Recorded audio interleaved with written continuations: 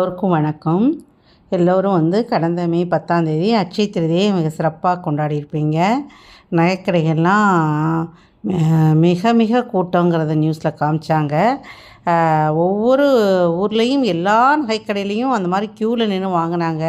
நிறைய பேர் காத்திருந்து பில் போட்டாங்க. போன வருடத்தை விட 3 கோடி ரூபாய்க்கு தங்க நகை அதிகமாக விற்பனை ஆகிருக்கு அப்படின்னா நியூஸில் சொன்னாங்க. கூட்டங்களையும் நிறைய பார்த்தோம். நிறைய பேர் நேற்று அக்ஷரை திருதிக்கு நீங்கள் தங்க நகை வாங்கி இல்லை வெள்ளி காயினோ தங்க காயினோ வாங்கி மிக சிறப்பாக கொண்டாடியிருப்பீங்க. மகிழ்ச்சி. நான் ஒரு கடந்த வாரம் அட்சய திருதிக்காக ஒரு வீடியோ போட்டிருந்தேன் நம்ம சேனலில். அதில் அட்சய திருதி அன்னைக்கு நீங்கள் தங்கம் வெள்ளி வாங்குவது சிறப்பு. அப்படி ஒருவேளை உங்களால் வாங்க முடியாட்டி நீங்கள் அதற்காக நீங்கள் வருத்தப்பட வேண்டாம். மங்கள பொருட்களான கல்லுப்பு, மஞ்சள், குங்குமம், அரிசி இந்த மாதிரி பொருட்களை வாங்கி நீங்கள் வீட்டில் வச்சு பூஜை பண்ணுங்கள்.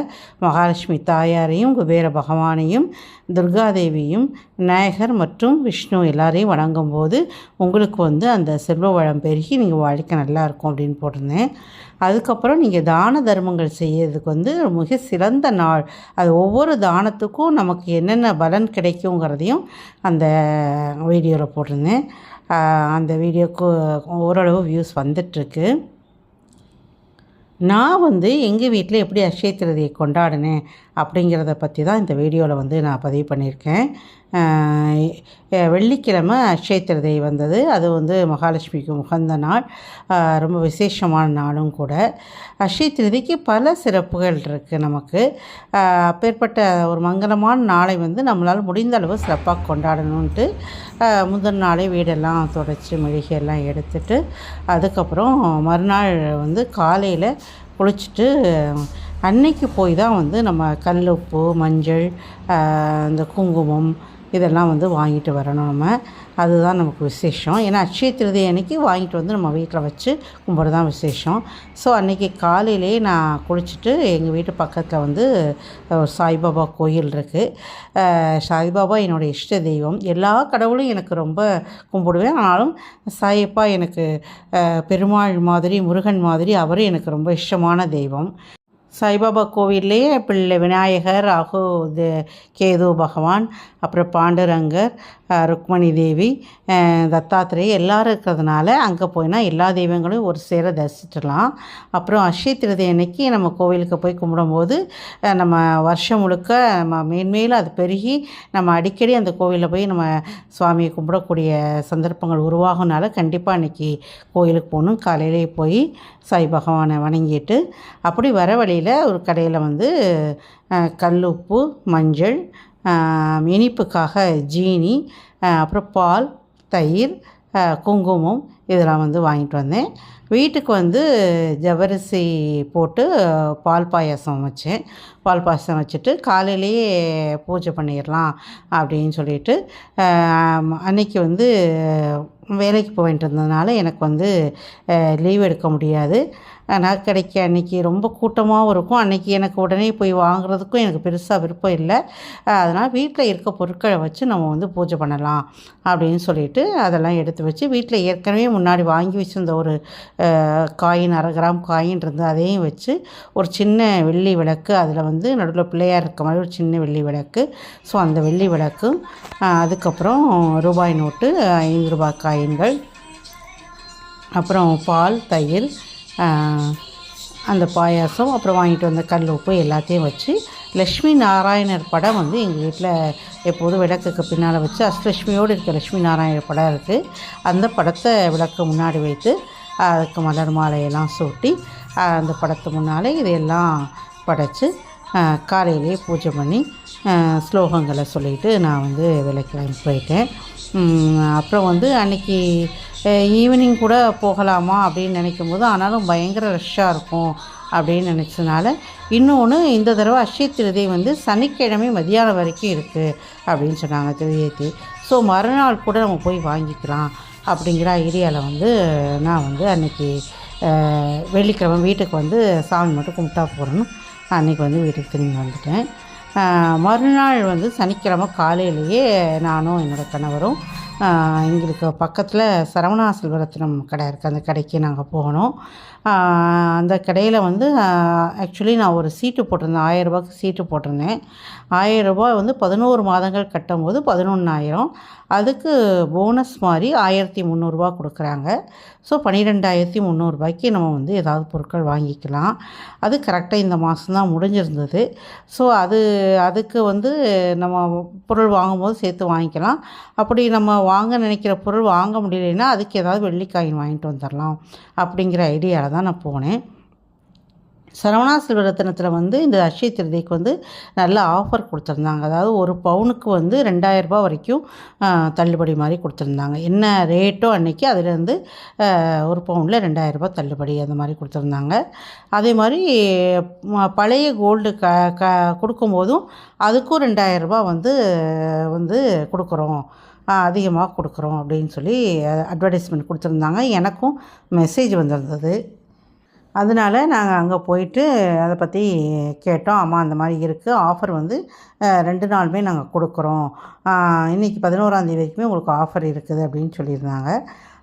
அதுக்கப்புறம் நான் வாங்க நினைத்த பொருள் எப்படின்னா, என்னோடய பொண்ணுக்காக ஒரு வெள்ளைக்கல் ஜிமிக்கி வாங்கணும்னு நினச்சிருந்தேன். ஆக்சுவலாக இந்த வெள்ளைக்கல் ஜிமிக்கி வந்து ஒரு மாதத்துக்கு முன்னாடியே தமிழ் வருடப்பிறப்போடையே வாங்கணும்னு சொல்லிவிட்டு நானும் என் பொண்ணும் ஒரு திருநெல்வேலியில் வந்து ஜிஆர்டி, தங்கமயில், ஜோய் ஆலுக்காஸு, குமரன் இந்த மாதிரி 4-5 கடைகளில் போய் பார்த்தோம். அங்கே வந்து கலெக்ஷன்ஸ் அந்தளவுக்கு அந்த கல் ஜிமிக்கிங்கிறது வந்து இல்லை. 1-2 இருந்ததும் வந்து எங்களுக்கு அவ்வளோவா எங்களுக்கு அது பிடிக்கல. அந்த மாதிரி இருந்துச்சு. ரொம்ப கல் நகையே கலெக்ஷன்ஸ் வந்து கம்மியாக தான் வச்சுருக்காங்க. ஏன்னா எல்லோரும் பெரும்பான்மையோடு அது கல் நகையை வாங்க விரும்ப மாட்டாங்க அப்படிங்கிறதுக்காக. அது நாங்கள் 4 கடையிலுமே பார்த்துட்டு கடைசியில் நாங்கள் வாங்கலை. வேறு ஒரு பொண்ணுக்காக பிரேஸ்லெட் மட்டும் வாங்கிட்டு வந்துட்டோம்.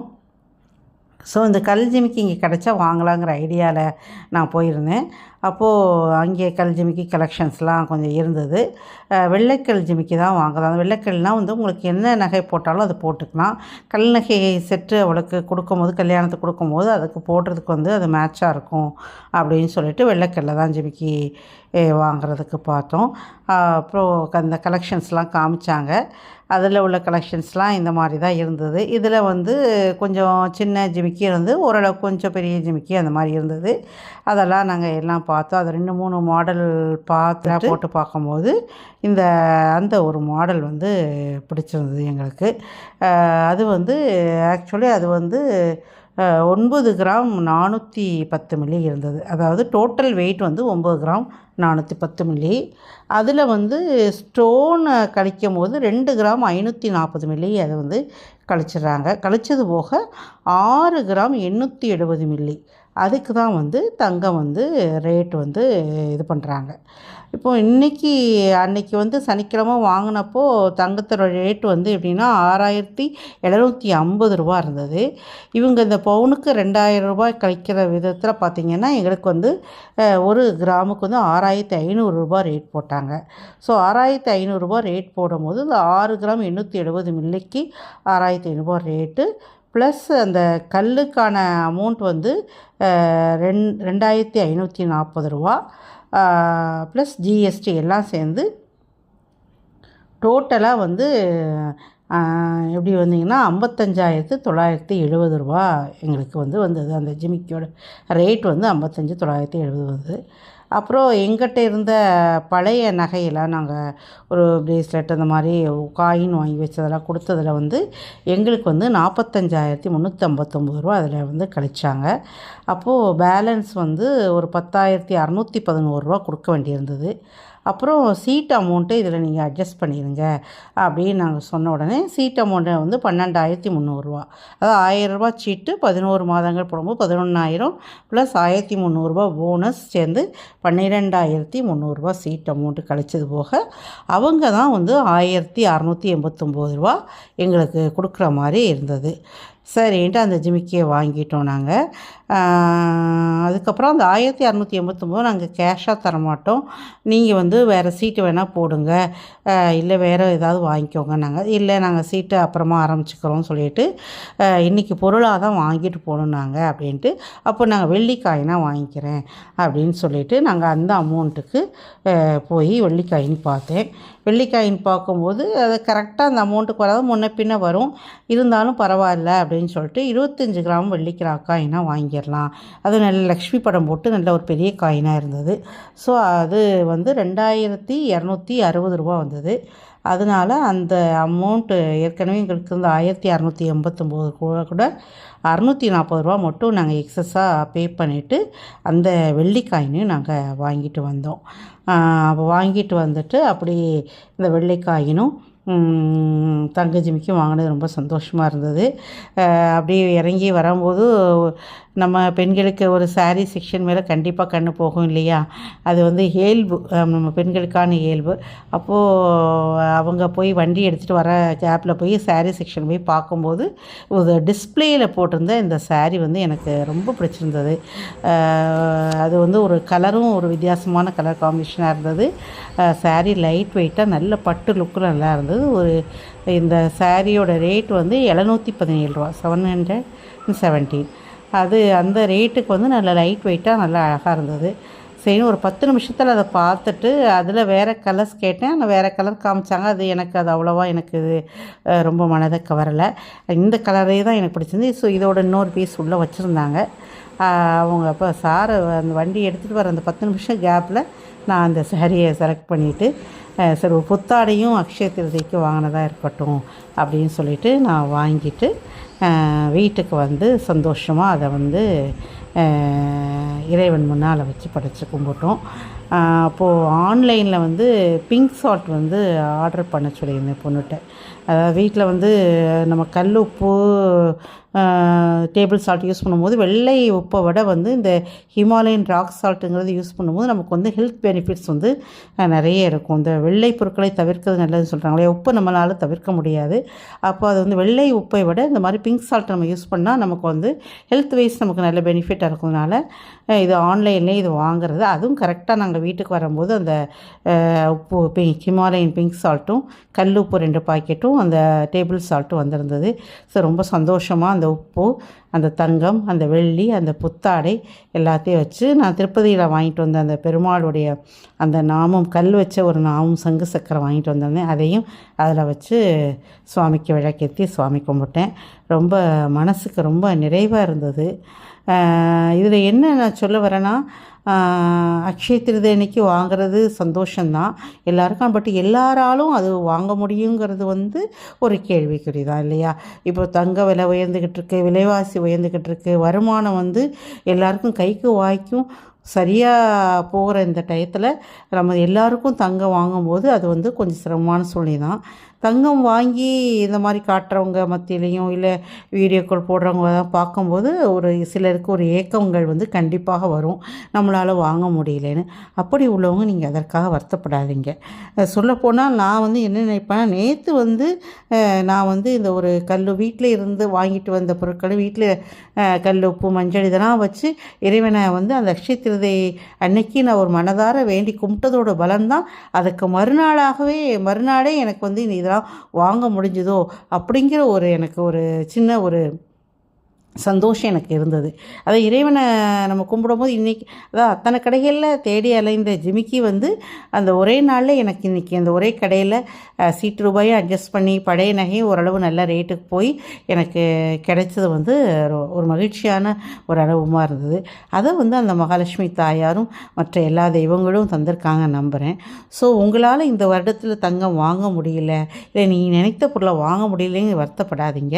நீங்கள் வந்து அக்ஷய திருதி அன்னைக்கு நீங்கள் ஒவ்வொரு அக்ஷய திருதியை அன்னைக்கும் உங்களால் முடிந்த அந்த கல்லுப்பு, மஞ்சள், குங்குமம், அரிசி, சர்க்கரை இந்த போன்ற பொருட்கள், பால், தயிர் போன்ற பொருட்களையெல்லாம் வைத்து மகாலட்சுமிக்கு ஒரு வாசனையான மல்லிகை மலரை சூட்டி அவளுக்கு வணங்கும் போது கண்டிப்பாக அதை வாங்கக்கூடிய உங்களுக்கு அந்த சக்தியும் அந்த வாய்ப்பையும் கண்டிப்பாக மகாலட்சுமி அம்மா உங்களுக்கு தருவாங்க.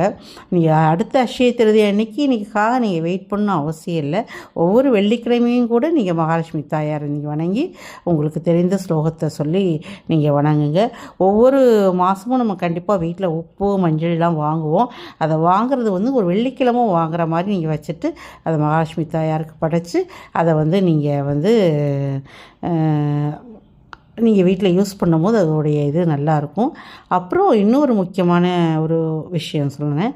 அக்ஷய திருதி அன்றைக்கி எப்போவுமே நான் தயிர் சாதம் என்னால் முடிஞ்ச அளவு தயிர் சாதம் தயார் பண்ணி இந்த மாதிரி எங்கள் அலுவலகத்தில் வேலை பார்க்குற அந்த தற்காலிக ஊழியர்கள் இருப்பாங்க இல்லையா, அவங்களில் லேடிஸ்க்கு நான் கொடுப்பேன் எப்போதுமே. அது நேற்றும் அதே மாதிரி தயிர் சாதம் ரெடி பண்ணி ஒரு 5 பெண்கள் இருக்காங்க. அவங்களுக்கு ஒரு 5 இந்த ஃபுட் கண்டெய்னர் டப்பாவில் வச்சு கூடவே ஒரு நவராத்திரி குழுக்காக வாங்கி வச்ச ப்ளவுஸ் பீட்லாம் வீட்டில் புதுசு இருந்தது. புத்தாடைகள் தான் அன்றைக்கி கொடுக்கணும், நம்ம யூஸ் பண்ண பொருட்களை அன்றைக்கி கொடுக்கக்கூடாது. புத்தாடைகள் உங்களுக்கு என்ன வாங்க முடியுமோ அதை வாங்கி கொடுக்கலாம் தானமாக. வஸ்திர தானம் செய்வது மிகவும் நல்லது. ஸோ அந்த ப்ளவுஸ் பீட்டையும் வச்சு ஒரு சாக்லேட்டும் வச்சு ஒரு பையில் வச்சு அவங்க இந்த 5 பெண்களுக்கும் நான் அதை அன்றைக்கி அக்ஷய திருதி அன்றைக்கி கொண்டு போய் கொடுத்துட்டு வந்தேன். அதுவும் எனக்கு ஒரு மனதுக்கு ரொம்ப கொஞ்சம் மகிழ்ச்சியாக இருந்தது. எனக்கு நம்மளால் முடிந்து ஏதோ ஒரு வஸ்திரமும் ஒரு அன்னமும் நம்ம கொடுத்துருக்கோங்கிறதே நமக்கு ஒரு சந்தோஷமாக இருந்தது. அந்த மாதிரி சந்தோஷத்தை நீங்கள் அனுபவித்து பாருங்கள். உங்களுக்கு அது நீங்கள் தங்கம் வாங்குவதை விட 1000 மடங்கு உங்களுக்கு சந்தோஷத்தை, ஆனந்தத்தை தரும். அந்த ஆனந்தம் உங்களுடைய வாழ்வு பல்வேறு வளங்களை கொண்டு சேர்க்கும். நீங்கள் அடுத்தவருக்கு மனமாற செய்கின்ற உதவி உங்களுக்கு பல்மடங்காக திரும்பி வரும். ஆண்டவன் உங்களை அகமகிழ்ந்து வாழ்த்துவார், உங்களுக்கு எல்லா வளங்களையும் தருவார்.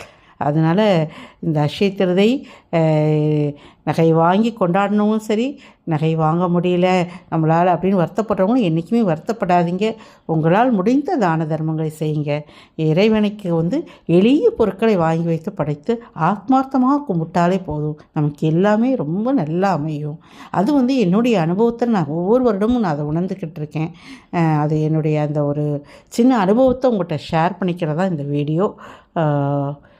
இந்த வீடியோ பிடிச்சிருந்ததுன்னா லைக் பண்ணுங்கள், சேனலை மறக்காமல் சப்ஸ்கிரைப் பண்ணுங்கள், உங்களுடைய மேலான கருத்துக்களை தெரிவிங்க. மீண்டும் பேசலாம். நன்றி, வணக்கம்.